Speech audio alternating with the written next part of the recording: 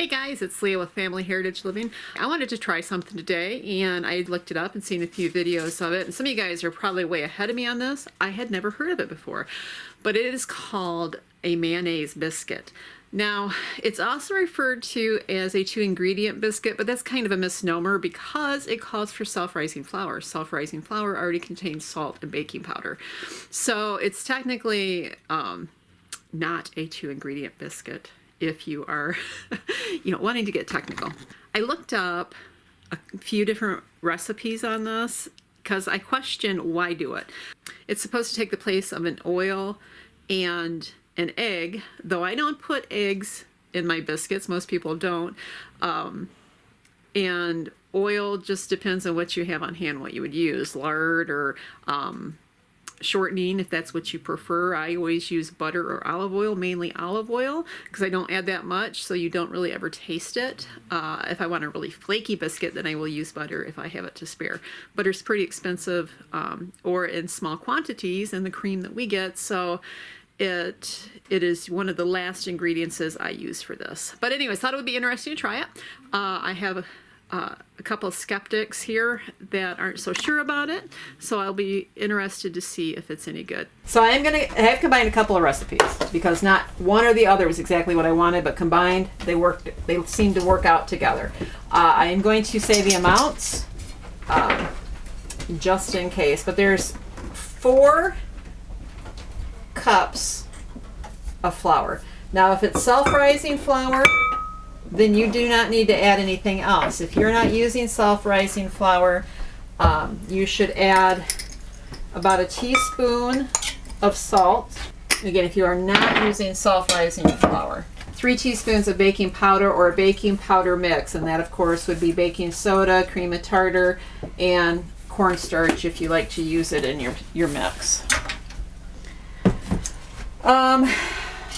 One recipe called for a little bit of sugar, and this isn't much at all, but I'm going to add it in there in case that mayo taste is a little too overwhelming. It calls for a 1/2 to 2/3 cup of mayo. I'm going to go ahead and use 2/3 cup.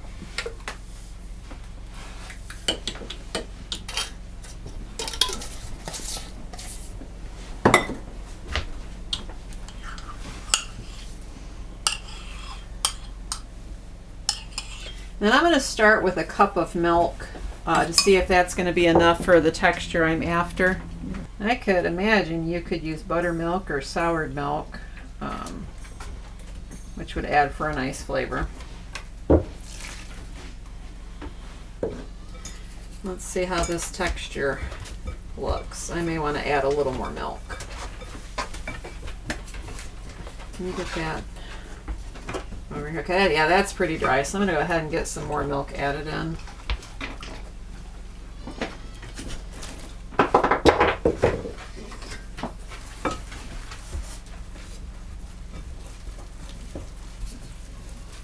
And being that my flour is a heavier flour, like I've already added 2 cups in there, but I want it a little bit more battier. Battier? A little bit more of a battered style versus a roll-out. A bit more salted. A bit more salted. Than a rolled-out biscuit.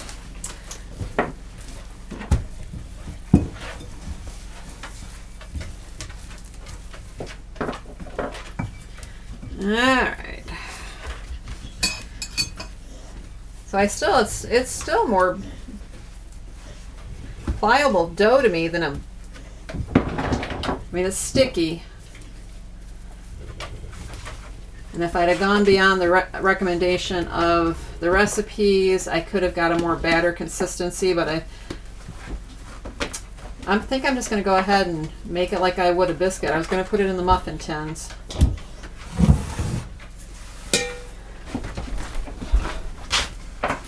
Alright, so since I was not intending to roll this out, I guess I'm going to flour my board,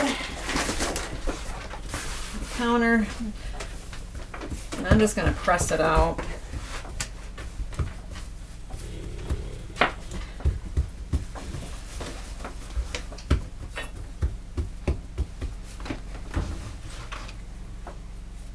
They're very moist feeling. I mean, not sticky, not like that, but like with a regular biscuit, there's some resistance.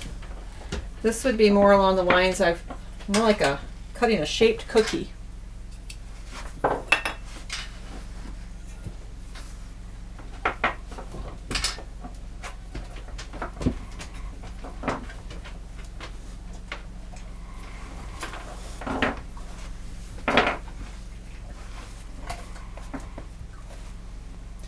Okay, so I'm going to put them in the oven. We're going to see what we get.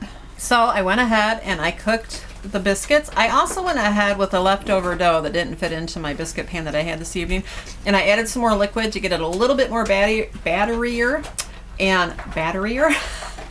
a little thinner, so that I could scoop it. And I went ahead and did some in the muffin tin. I actually think I would do it again and make sure they were even a little more thinner for a more moisture, muffinier type texture. But I think with this particular recipe, and at least with the flour I used, again, I used a heavier, more whole wheat flour, that you can get it too moist and then you just have like a, you know, almost an uncooked type texture. So we won't do that. These are the biscuits. As you can see, the muffins have already been tried and I've gotten 3 thumbs up on these.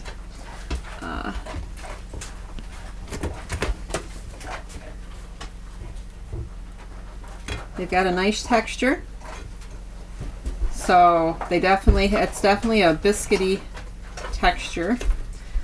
The muffins themselves, a little bit different than the complete biscuit texture. Not quite muffiny, not quite biscuit.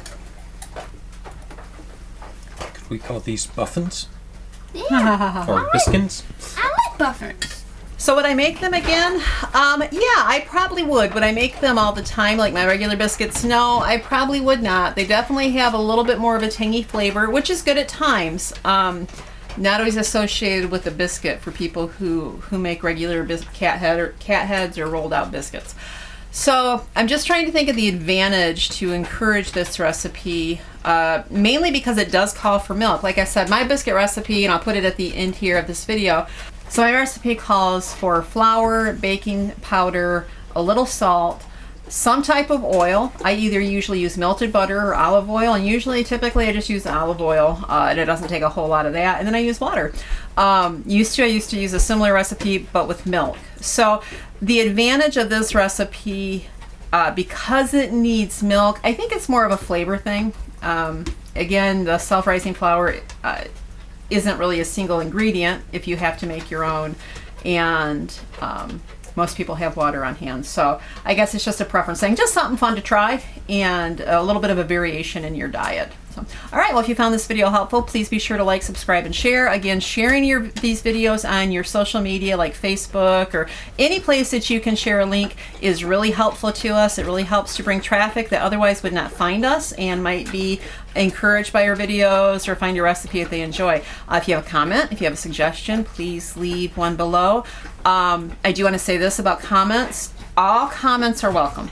We just ask that you be polite and kind and considerate, especially if you disagree with any video we put out for any reason.